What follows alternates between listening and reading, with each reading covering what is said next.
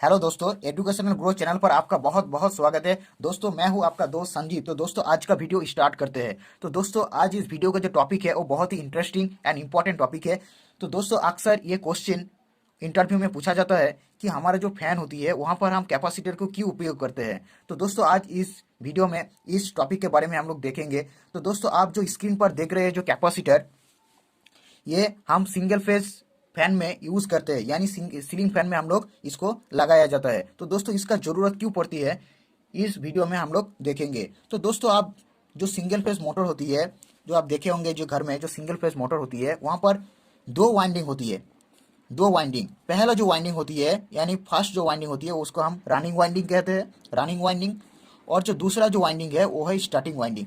दोस्तों, ये जो रनिंग वाइंडिंग है ये मोटर की मेन वाइंडिंग होती है, इसको हम मेन वाइंडिंग भी कहते हैं। और जो स्टार्टिंग वाइंडिंग होती है इसको हम ऑक्सिलरी वाइंडिंग यानी सहायता वाइंडिंग वाइंडिंग भी कहते हैं।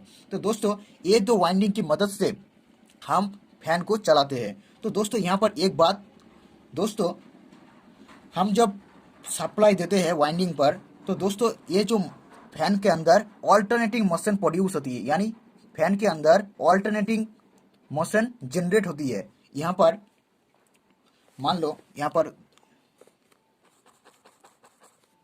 ये एक वाइंडिंग और ये एक वाइंडिंग और बीच में रोटर रहती है, इसको हम रनिंग वाइंडिंग कहते हैं। इसको हम रनिंग वाइंडिंग, ये जो होता है ये स्टार्टिंग वाइंडिंग, इसको हम रनिंग वाइंडिंग आर, इसको हम स्टार्टिंग वाइंडिंग कहते हैं।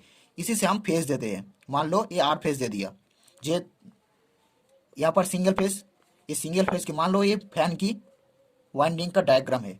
ये जो है इसको हम रनिंग रनिंग वाइंडिंग, इसको हम स्टार्टिंग वाइंडिंग, बीच में रोटर रहती है। तो दोस्तों, हम जब सप्लाई देते हैं तो यहाँ पर क्या प्रोड्यूस होती है, ये जो वाइंडिंग पर ऑल्टरनेटिंग मोशन प्रोड्यूस होती है। तो दोस्तों, ये जो फैन है, इस फैन को घूमने के लिए यानी इस रोटर को घूमने के लिए हमें रोटेटिंग मैग्नेटिक फील्ड होना जरूरी है। यानी रोटेटिंग मैग्नेटिक फील्ड अगर नहीं प्रोड्यूस होता है तो ये जो रोटर है यानी ये जो फैन है ये घूमेगा नहीं, यानी ये फैन नहीं चलेगा। तो दोस्तों, हम जब सप्लाई, मान लो इसका वर्किंग प्रिंसिपल पहले हम लोग देख लेते हैं। तो दोस्तों, मान लो यहाँ पर आर फेज दे दिया, तो आर फेज देने से क्या होगा, सप्लाई सीधा जाएगा क्या, इस वाइंडिंग पे यानी रनिंग वाइंडिंग पे सप्लाई जाएगा। तो इस वाइंडिंग पे क्या होगा, मैग्नेटिक फील्ड प्रोड्यूस होगा। तो दोस्तों, ये जो मैग्नेटिक फील्ड प्रोड्यूस होगा यहाँ पर, तो क्या करेगा, ये जो रोटर है, बीच में जो रोटर है, इसको क्या करेगा, इसको झटका देगा, यानी इसको आगे पीछे, इधर जाएगा इधर जाएगा, आगे पीछे होगा। लेकिन रोटर घूमेगा नहीं, क्योंकि रोटर को घूमने के लिए रोटेटिंग मैग्नेटिक फील्ड होना चाहिए। लेकिन यहाँ पर क्या प्रोड्यूस होती है, सप्लाई देने से ऑल्टरनेटिंग मोशन यानी ऑल्टरनेटिंग मैग्नेटिक फील्ड प्रोड्यूस होती है, जो कि रोटर को झटका देगा या फिर आगे पीछे करेगा, इधर जाएगा उधर जाएगा, आगे पीछे होगा, लेकिन रोटर घूमेगा नहीं। तो दोस्तों,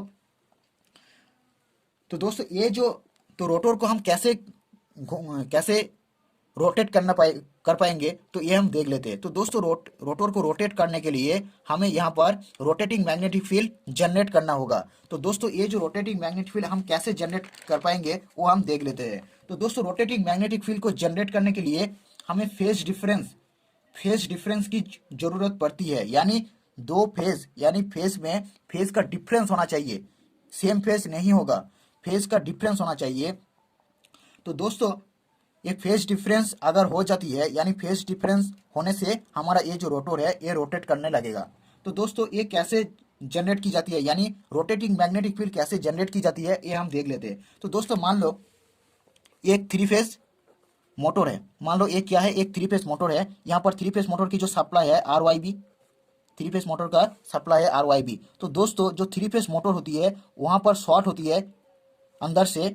तो ये जो थ्री फेज वाइंडिंग होती है यहाँ पर हर फेज का 120 डिग्री एंगल से रहता है, यानी थ्री फेज मोटर के अंदर जो वाइंडिंग होती है वो 120 डिग्री एंगल से रहता है वहां पर। तो 120 डिग्री एंगल होने के कारण क्या होता है दोस्तों, वहां पर फेज डिफरेंस होता है। फेज डिफरेंस होने से ये जो थ्री फेज मोटर होती है वहां पर रोटेटिंग मैग्नेटिक फील्ड जनरेट होती है। तो रोटेटिंग मैग्नेटिक फील्ड जनरेट होने से क्या होता है, ये स्टार्ट होती है, यानी इसको कोई हेल्प का जरूरत नहीं होता है। तो दोस्तों, इसलिए थ्री फेज मोटर को हम सेल्फ स्टार्टिंग मोटर कहते हैं। अक्सर ये सवाल इंटरव्यू में बहुत बार पूछा जाता है, जो थ्री फेज सप्लाई यानी थ्री फेज मोटर को सेल्फ स्टार्टिंग मोटर बोला जाता है या नहीं, या फिर सिंगल फेज मोटर को सेल्फ स्टार्टिंग मोटर होती है या नहीं।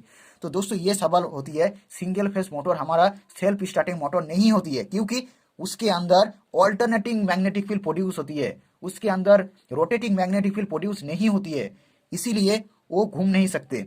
लेकिन थ्री फेज मोटर के अंदर फेज डिफरेंस होने के कारण यहाँ पर 120 डिग्री एंगल होने के कारण यहाँ पर क्या होता है, रोटर घूमने लगता है, रोटेटिंग मैग्नेटिक फील्ड प्रोड्यूस होती है। तो दोस्तों अब हम आते हैं इस डायग्राम पर। तो दोस्तों यहाँ पर रोटेटिंग मैग्नेटिक फील्ड ना होने से क्या होता है, हमारा ये जो रोटर है ये नहीं घूमता है। तो दोस्तों ये जो समस्या है, ये जो प्रॉब्लम है, यानी रोटर नहीं घूम रही है, तो रोटर अगर नहीं घूमेगा तो फैन नहीं चलेगा। तो रोटर ये जो समस्या है इसको हल करने के लिए, इसको दूर करने के लिए हम इसके साथ सीरीज में एक कैपेसिटर को कनेक्ट करते हैं। इसके साथ यानी ये रनिंग वाइंडिंग के साथ कैपेसिटर में स्टार्टिंग वाइंडिंग के साथ running winding and starting winding के बीच में यानी सीरीज में एक कैपेसिटर को हम कनेक्ट कर देते हैं।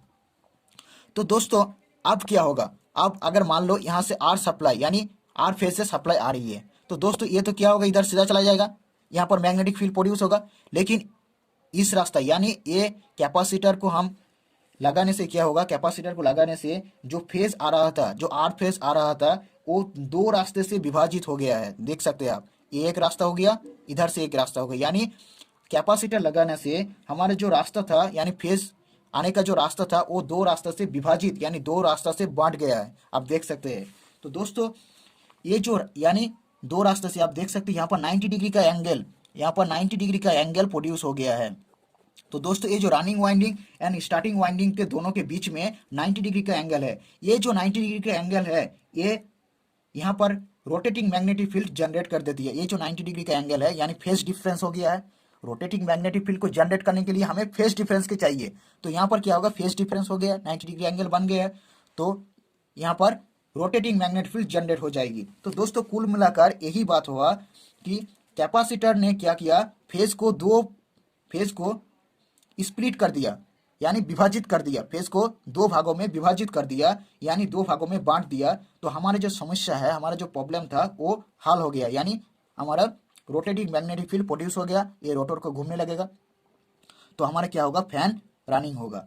तो दोस्तों इसी समस्या को दूर करने के लिए हमें कैपेसिटर की जरूरत पड़ती है, यानी कैपेसिटर की जरूरत इसलिए पड़ती है कि हमारा जो फेज आ रहा था उसको फेज डिफरेंस करने के लिए, उसको रोटेटिंग मैग्नेटिक फील्ड को जनरेट करने के लिए हम इस कैपेसिटर को इस्तेमाल करते हैं। तो दोस्तों आज आई होप इस टॉपिक के बारे में आपको कुछ बेहतर जानकारी मिली होगी। तो दोस्तों इस वीडियो को लाइक करें और इस चैनल पर आपको इस टाइप की और यानी इलेक्ट्रिकल इंटरव्यू रिलेटेड और भी बहुत सारा क्वेश्चन, बहुत सारा वीडियोस आपको मिलते रहेंगे। तो इस चैनल को सब्सक्राइब करें, क्योंकि जब भी मैं नया वीडियो डालूंगा इस चैनल पर तो क्या होगा, आपको नोटिफिकेशन मिल जाएगा, यानी न्यू वीडियोस का नोटिफिकेशन आपको मिल जाएगा। तो दोस्तों मिलते हैं नेक्स्ट वीडियो पर।